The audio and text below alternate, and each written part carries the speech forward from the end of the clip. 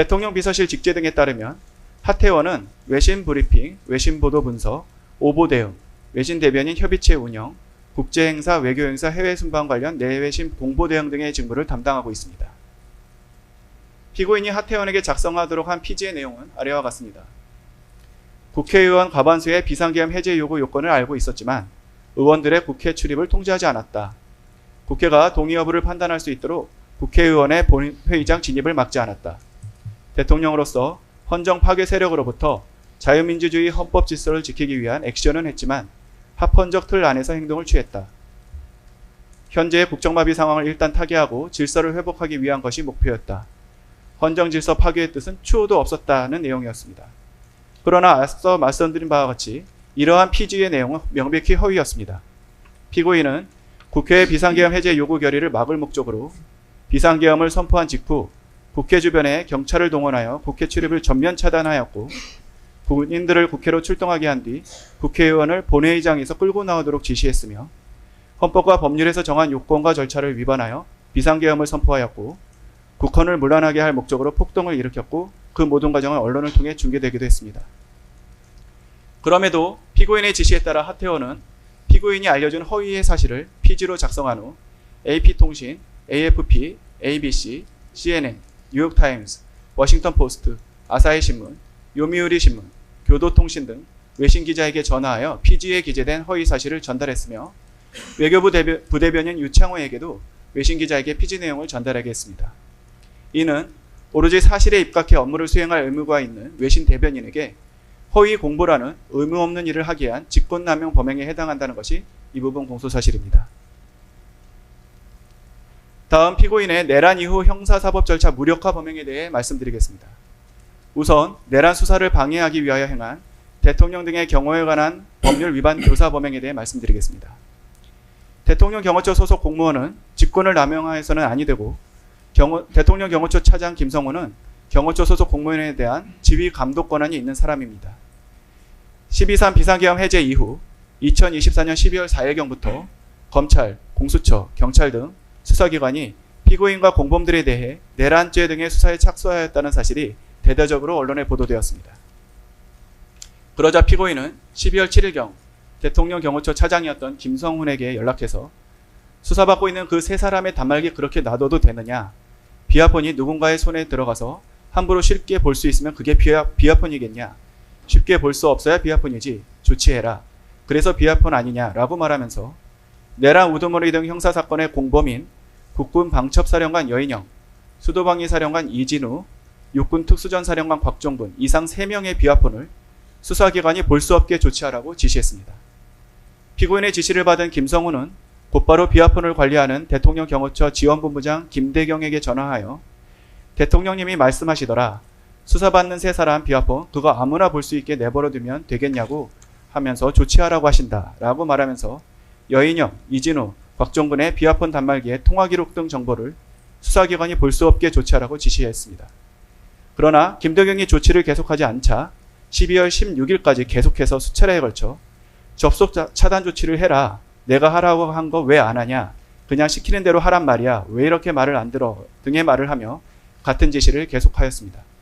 이로써 피고인은 피고인의 형사사건 공범들이 사용하는 비아폰 단말기의 통화기록 등 정보를 수사기관이 볼 수 없도록 하기 위하여 대통령 경호처 차장인 김성훈으로 하여금 지원본부장 김대경을 상대로 직권을 남용하여 부당한 지시를 하도록 교사했습니다. 다음으로 피고인에 대한 내란 수사 및 재판을 위해 법원이 발부한 체포영장 등의 집행을 무력화하기 위해 국가기관인 대통령 경호처를 동원하고 실제로 물리적으로 영장 집행을 저지한 범행과 관련된 공소사실을 말씀드리겠습니다.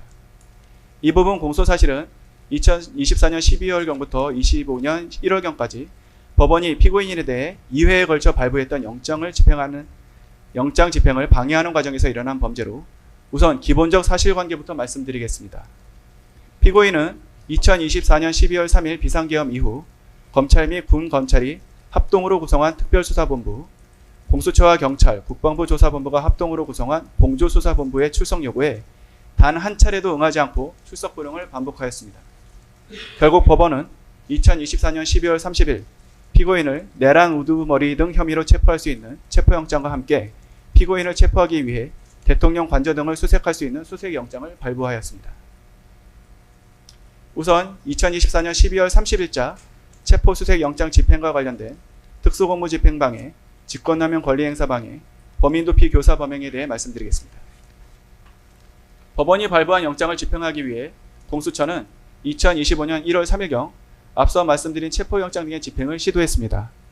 그러나 피고인은 대통령 경호처 처장 박종준, 차장 김성훈 등에게 공수처는 내란죄 수사권이 없기 때문에 체포영장은 불법이므로 이에 응할 수 없다 라고 하면서 체포영장 등의 집행을 저지하라고 지시했고, 피고인으로부터 체포영장 집행을 저지하고 수사기관을 공관촌 내로 들여보내지 말라는 지시를 받은 박종준, 김성훈은 대통령 경호처 간부 회의 등을 통해 대통령의 방침이라면서 피고인의 지시사항을 전달하고 군경 병력 동원 계획, 차벽 설치 계획 등을 수립하여 영장 집행을 물리적으로 저지하기로 모의했습니다.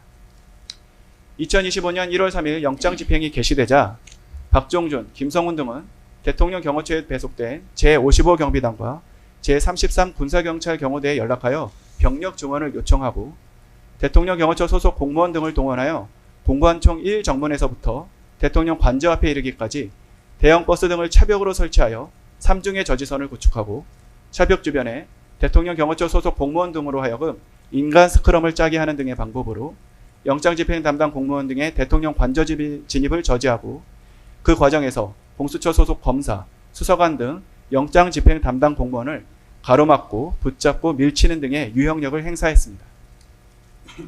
법원이 발부한 영장을 집행하는 것은 재판을 집행하는 것이고 재판에 대한 불복은 법률상 정해진 절차에 의할 수 있을 뿐 개인이 스스로 물리적으로 저지하는 이른바 자력구제는 허용되지 않는 범죄이기 때문에 특검은 피고인의 지시에 의한 위 일련의 행위를 특수공무집행방해로 공소제기했습니다. 특히 피고인이 대통령 경호처 처장 박종준, 차장 김성훈을 통해 경호관들로 하여금 경호와 무관한 영장 집행 방해 행위를 하도록 한 것은 직권남용 권리행사 방해에 해당하는 것으로도 공소제기했습니다.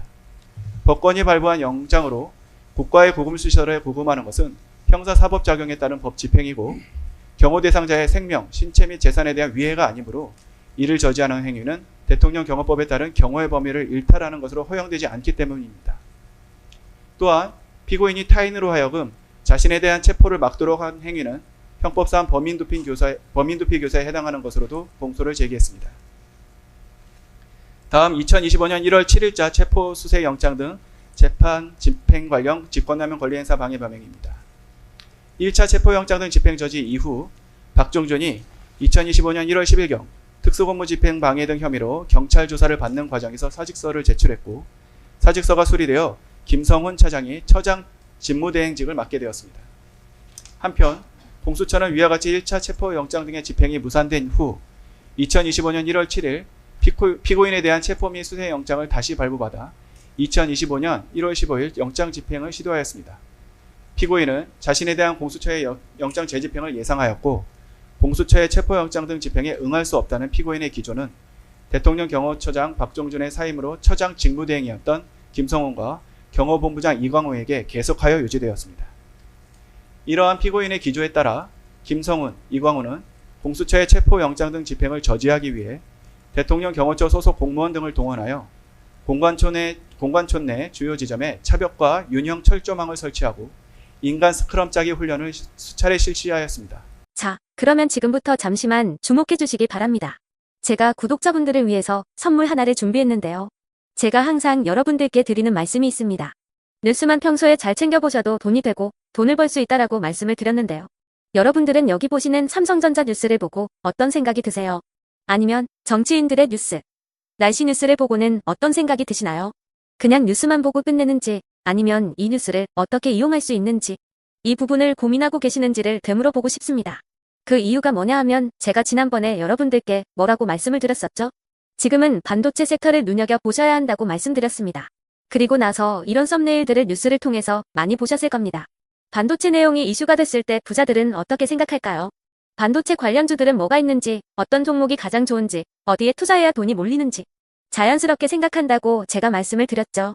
그 이유가 뭐냐 하면 부자들이 봤을 때는 이슈가 곧 돈으로 이어지고 그 이슈가 나에게 돈을 벌어준다는 경험적 확신이 있기 때문에 부자들은 항상 이런 사회적 이슈를 관심 있게 챙겨본다고 제가 말씀을 드렸습니다. 이번에도 마찬가지인데요. 제가 지난번에 시청자분들과 함께하는 주식으로 수익 내기 이벤트를 진행했었죠. 당연히 100% 무료로 진행을 했었고요. 여기 보시면 아시겠지만 제가 지난번에도 구독이라고 보내주신 모든 시청자분들께 반도체 관련주 중에 가장 크게 급등할 딱 한 종목, 많은 종목도 아니라 한미반도체 한 종목을 여러분들께 추천드렸어요. 그러면서 여기 나와 있는 대로 정확히 얼마에 매수해야 하는지, 그리고 수익률이 어느 정도 나왔을 때 팔아야 하는지를 이런 부분들까지 여러분들에게 정확히 알려드렸었는데 지금 실제로 어떻게 되었다? 오른쪽을 보시면 아시겠지만 제가 지난번 문자 발송으로 이 한미반도체를 소개해드리고 나서 실제로 이렇게 5배 이상 어마무시한 상승이 나왔습니다. 100만 원만 투자를 했어도 무려 500만 원이 넘는 수익금이 생긴 거죠. 그래서 당시에도 굉장히 많은 분들이 제가 드린 이 한미반도체로 수익을 내실 수가 있으셨을 텐데요. 또 최근에도 두산 에너빌리티라는 종목을 소개해드리고 2배가 넘는 상승이 나와주었습니다. 다시 한번 축하드린다고 말씀을 드리겠고 이번에도 마찬가지입니다. 앞으로도 2025년, 2026년 계속해서 기대해볼 섹터는 AI입니다. 그 중에서도 AI 반도체는 그 누구도 부정할 수 없는 미래성장 산업입니다. 그러면 우리가 어떻게 생각해 볼 수 있을까요? AI 반도체 종목 중에 앞으로 크게 대장 역할을 하면서 10배 이상 급등할 수 있는 템베거 종목을 지금부터 열심히 추적해야 한다는 겁니다. 큰 돈을 투자하지 않더라도 월급의 일부분 아주 소액이라도 이 종목을 모아가야 수백 %의 수익률을 손에 쥘 수 있는 것이죠. 지금 여러분이 보고 계시는 이 유튜브 또한 AI 반도체와 아주 밀접한 연관이 있고 반도체야말로 대한민국의 핵심 산업으로 앞으로 더더욱 시장은 성장할 수밖에 없습니다. 또한 현재 이재명 정부는 코스피 5천을 공약으로 상법 개정까지 단행하면서 우리 주식시장을 살리려고 많은 노력을 다하고 있습니다. 5년 동안 정부는 우리나라의 주식시장을 살리기 위해 주도적으로 행동해 나가면서 이재명 대통령 본인 또한 코스피 지수에 본인 월급을 투자하겠다고 선언한 상황인데요. 그렇기 때문에 제가 이번에도 뭘 보내드리고 있냐면 지난번과 똑같이 구독이라는 문자를 보내주시면 제가 AI 반도체 관련주 중에 앞으로 대장주 역할을 하면서 주가가 가장 크게 급등할 한 종목을 여러분들께 문자 발송으로 종목명과 사고 파는 시점을 모두 알려드릴 건데요. 그 문자를 받고 여러분들이 주식으로 돈 버는 연습을 한번 해보셨으면 좋겠고요. 혹시라도 나는 주식을 하지 않는다 하시는 분들은 주변에 주식하시는 지인분들에게 말씀을 해주셔도 되고요. 아니면 연세가 있으셔서 투자가 어렵다 하시는 분들은 이 종목을 자녀분들에게 한번 사봐라, 이걸로 한번 수익을 내봐라, 이렇게 조언을 해주실 수도 있는 거겠죠. 그래서 지금 이 영상을 보시는 시청자분들 중에 나도 이번 종목이 좀 궁금하다 하시는 분들은요. 누구나 상관없이, 그리고 어느 시간대나 상관없이 부담 없이 010-2250-0333번으로 구독이라는 문자 보내주시면 제가 이번에도 똑같이 무료 추천 급등주 문자를 보내드리겠습니다. 이해되시겠죠? 제 번호 010-2250-0333번으로 구독이라는 문자 보내주시면 여러분들이 직접 이슈를 통해서 돈 버는 연습을 해보실 수가 있는 거고 제가 돈을 받는 것도 아니고 투자를 대신해 드리는 것도 아니기 때문에 부담 없이 신청해 주시면 되는 겁니다. 그리고 수익이 나면 저는 다른 것은 하나도 바라지 않습니다. 제 채널에 구독, 좋아요 한 번씩만 눌러주시라. 이렇게 다시 한번 말씀을 드리겠습니다.